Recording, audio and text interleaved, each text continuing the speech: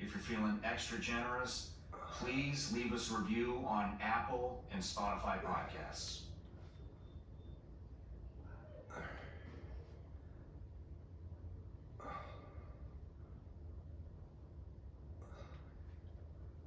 Switch to an amazing mobile plan and get a double data deal for 3 renewals this summer. That's a whopping 84 days of double data on selected plans. Plus, get unlimited data banking. Escape your pricey telco with Amazing.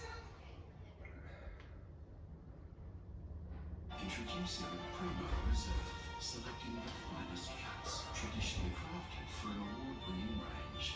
We reserve the best, so you can create your best. There's good, there's great, and then there is Primo. And with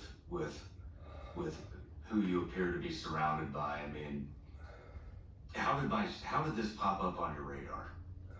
I was trying to think about when I first came to know of you. I know a lot of SEALs, and it might have been Marcus or Morgan Luttrell that somehow got you on my radar. A couple of other guys that are living in California that I know, but just your name came up. I'm always interested in anything a SEAL is doing, particularly an ex-SEAL. I know how challenging it can be for so many team guys to kind of figure out the next chapter of their life.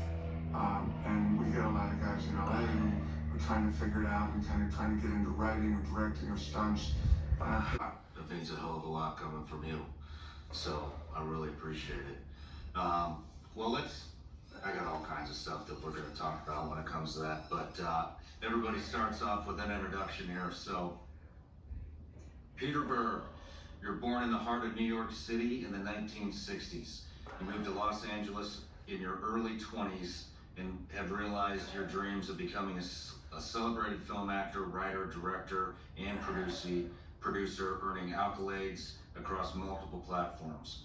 Your approach to filmmaking is deeply personal, often focusing on real stories that highlight human endurance, teamwork, and the fight against adversity.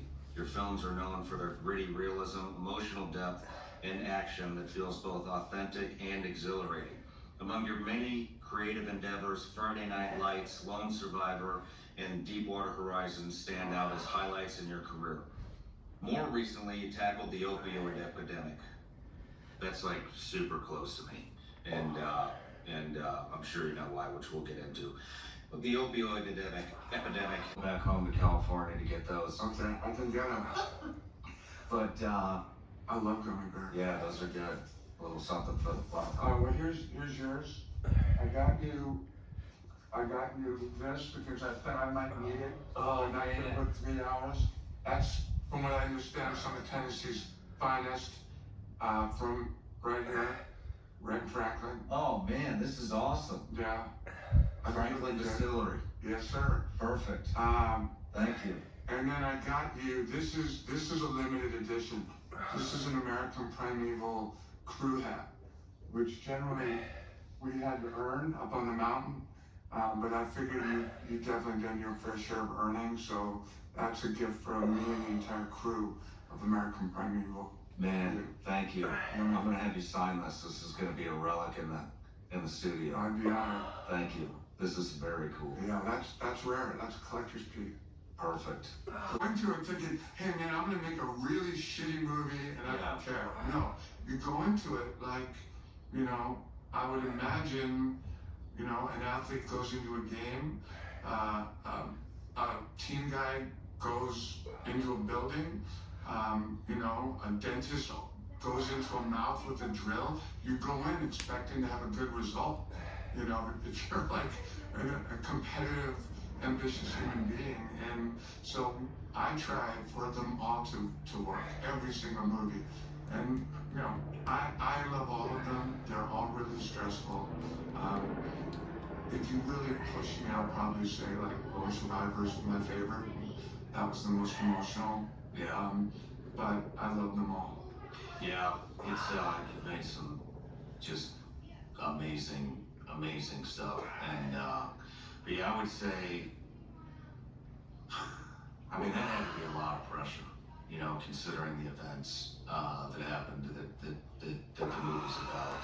And I remember going to Danny's parents' house in Colorado, and his father taking me into his bedroom, which they left kind of as it was, almost from a young age, or Hot Wheels and posters of girls and toys and all kinds of things.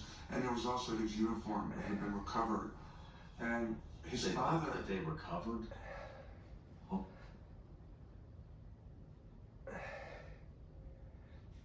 Switch to an amazing mobile plan and get a double data deal for 3 renewals this summer. Amazing!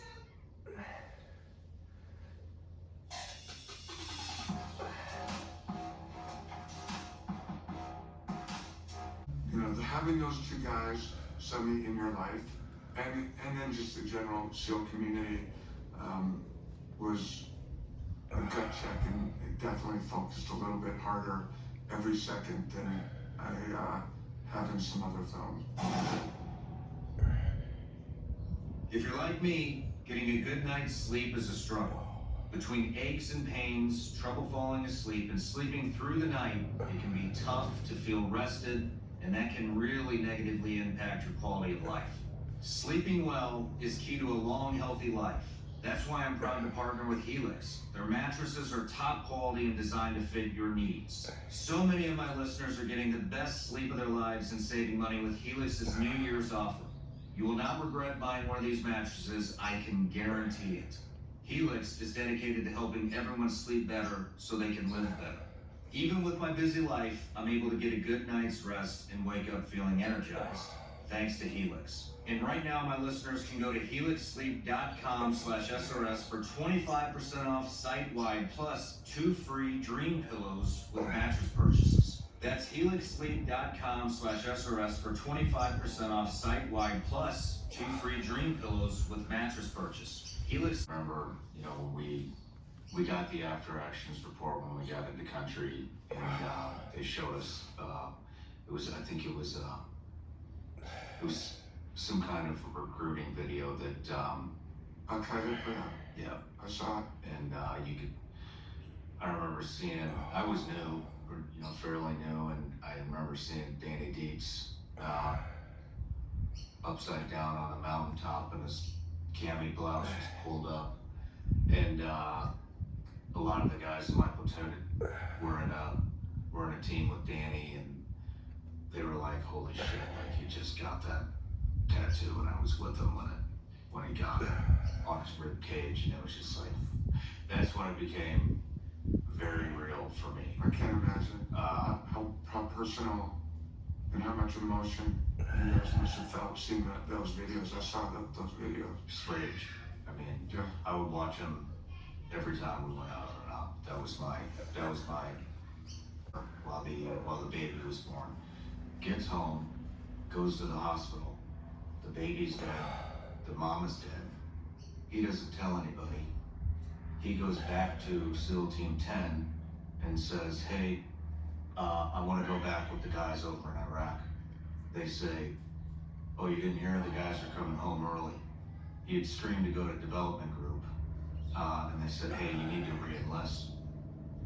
So how about you jump in with your sister platoon who's in Afghanistan right now?" And he's like, "Well, I don't have any of my gear. It's all in Iraq still." And they said, "Don't worry, you don't need gear. You're not going on operations. You're just going to go over there, re-enlist, get it done, jump back on the bird, come home." So he wears his dress camis, gets on the bird. They land in Germany for a layover. Find out that Marcus is on the run. Yeah. And then he later died of addiction with opiates. And so I've never told anybody that. I've never told them. I appreciate. Yeah. And I mean, it just kind of goes back for me to what we were talking about, the complexity of the difficulty of surviving for anyone that went through Budge during 9/11. Okay, yeah, you're going to be busy, and good luck surviving that. Just literally coming back alive, like and Axelson couldn't. And then if you do come back, the complexities of having to carry, forget about the woman and the baby. I mean, that's horrific, and that would do most people in. Then whatever you saw in theater, and people, these guys are coming done. They don't care about us when we're done. I tend to agree. I mean, certainly they don't act like they care. They might say they care, but if you just look for actions, that's where it kind of gets hard for me to sort out. Yeah. They try to hide it. You know, they try to hide it. They don't like talking about it because it fucks up recruiting numbers. Yeah, for sure. The upper echelon of the SEAL teams fucking hate this show because we dive into it. Yeah, I would imagine. We expose it, and it you know, and you know, I don't care if it hurts the recruiting numbers. Yeah. I believe they have a responsibility. I understand that. You know, I got to go when I was writing Lone Survivor. I got to go to Iraq with Team 5 to a place called Rawa. I don't know if you're ever out there. It's a Marine Corps base kind of by the Syrian border. I own their pants, I own their shirt, and I own their organs. I own their heart. Their heart is mine. So I do whatever the fuck I want with that. I own them. And I remember thinking, well, this guy's gonna have trouble getting out of the military. Like, how do you take, and I totally understood that mindset of like, fuck it, I will survive. My job is to protect this corner. My guys are in that house. I will fucking protect this corner. I understood that. But then thinking, well, this guy's gonna have to get out one day, and he's gonna be in traffic, and someone's gonna cut him off, or he's gonna be in Starbucks, and someone's a little bit. For a minute, I did. You're working with some really powerful people. So at first I didn't, right? It's like people said, well, when you went to Iraq, were you scared? And I said, well, not really, because there were 20 Navy SEALs around me all the time, and I felt pretty safe. When I got back and I kind of really looked at the map and figured out, I felt a little more nervous. But in the moment, I didn't feel nervous. Probably should have felt a little more nervous, but I felt very safe with the guys. The Sacklers, at first I'm like, well, yeah, these guys are fucking scumbags. Fuck them. Let's make a movie and let's tell the truth. You know, I have friends that have died from drug addiction, and I don't give a fuck. And let's go. I'm not scared. The more research I did, the more nervous I got, because they're just like, these are like real monsters. These are the real Pablo Escobars, the real drug dealers that are, you know, putting up numbers much larger than the Medellin cocaine cartels, the kingpin of the Sackler family. So the more I learned, the more nervous I got. And there was a moment where I was literally paranoid. I'm like checking my back and like making sure doors are locked, and you know, and having access to security if I felt threatened. And then I realized, like, if they want to get me, they're gonna get me. Yeah. And kind of by the time we really got going, the wave was really getting big, and people were finally starting to say the name Sackler and realize just how dirty and corrupt this family was. And I felt a little, I think all of us involved felt at least secure in that, like, it was so public at this point that if they did come after us, everyone was going to know. It's like I didn't have to leave a note like, hey man, if something happens to me, it was Richard Sackler. People kind of already would get that. Yeah. And everyone's like, dude, I don't know if I want to stand so close to you. I'm going to invite my friends out. Still in the business of war, right? Yeah. The amount of guys that are making money off of war, right? That's a different story. But the way that the money rules the world, it's all about money, and the Sacklers knew it. And the Sacklers knew that they had this incredible product that could do this incredible thing, take away your fucking pain. Like, for anyone who's dealt with pain, whether it's like the emotional pain that your buddy went through after losing his child and girlfriend and seeing what he saw in that helicopter, he's in pain, give me that pill, give me 40 milligrams of that liquid honey, you know, that happens to have a little battery acid in the middle of it, I'll take it. And the Sacklers knew it, and they knew how to monetize it. And they knew how to game this government organization, and it, you know, is probably a big organization that probably does need a haircut, and I'll bet they're gonna get one now with the new administration, which is probably a good thing, I think. But you think, oh wow, the FDA has to approve OxyContin. That's probably a team of 50 scientists, and they're gonna have to. It was really just one guy, and it was this kind of nerdy dude named Curtis Wright, and he was the obstacle. He kept saying to the Sacklers and to Purdue Pharma, I can't approve this drug. This is heroin in a little M&M wrapper. Like, what are you, fucking crazy? No. And they kept trying. He went through multiple applications, and this one guy was saying no, and that was putting the entire Sackler family and Purdue Pharma in real risk of financial ruin. And so at some point prior to getting the approval, it comes a grand slam home run and the money's off the chart. About a year and a half later, Curtis Wright leaves the FDA and goes and works for Purdue Pharma.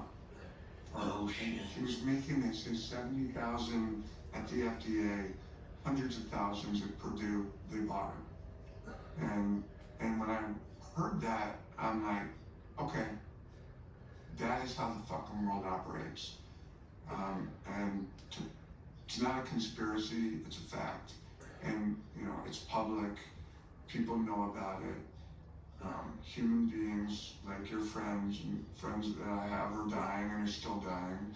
People are getting addicted. Families are being thoroughly fucked up and derailed. And this is how it goes. And so it was making Painkiller. Get unlimited data banking. Escape your pricey telco with a massive. Introducing Primo Reserve, selecting the finest cuts, traditionally crafted for an award-winning range. We reserve the best so you can create your best. There's good, there's great, and then there is Primo. I remember I was trying to interview members of Purdue Pharma, because like you said, you can't get the information on the Sacklers. So I was trying to interview members, people who had worked for the company, and we couldn't get anyone to talk. And then a journalist from the New York Times who'd written a book that was one of our pieces of source material for the book called Empire of Pain. That sort of see through the shot, see through the line. You know, if someone put a line of coke in front of me back in the day, I might do one.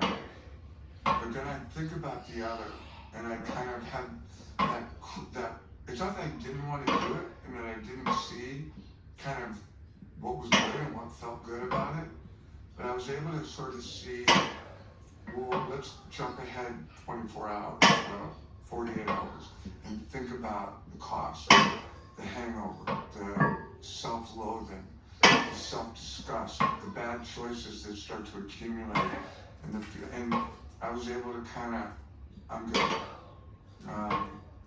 And my sister said to me that ability to have that pause is something that can separate, you know, an addict. Big treatment. You had a little journey. You went on a journey. Went down to Mexico to do some drugs that got me out of the drugs. What were some of the drugs? I'm sure everyone knows this and we talked about it. No, that's fine. It was, so I really cleaned it up. So I moved down to Medellin. Yeah, that's a tricky spot for anyone that's even tempted to flirt with the devil. You're going to find it down there. Well, that's kind of why I went. And you found what you were looking for. I definitely found it, and overdosed a couple times, almost died. I remember calling my mom on Mother's Day. You know, I've always heard you don't have to worry about how much coke you've had until things start slowing down. And they said,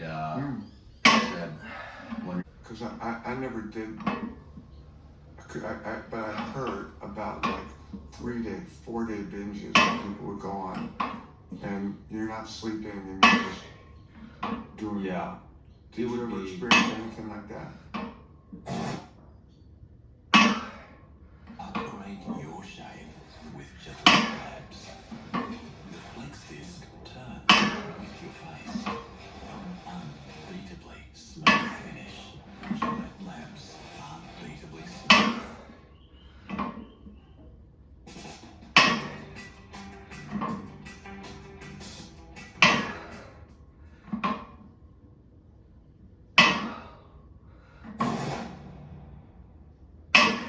While we may have won this election, the fight to restore a great nation has just begun. Now is the time to take a stand. Patriot Mobile. SRS. Switch to Patriot Mobile today and defend your freedom with every call and text you make.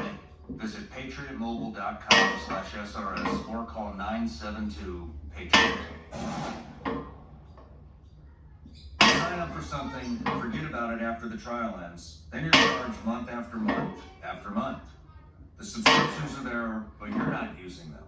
85% of people have at least one paid subscription going unused every month. Thanks to Rocket Money, I can see all of my subscriptions in one place and cancel the ones I'm not using anymore. And now I'm saving more money. Rocket Money is a personal finance app that helps you find and cancel your unused subscriptions, monitors your spending, and helps you lower your bills so you can grow your savings. Rocket Money's dashboard gives you a clear view of your expenses across all of your accounts and keeps you informed with alerts when bills increase in price. There's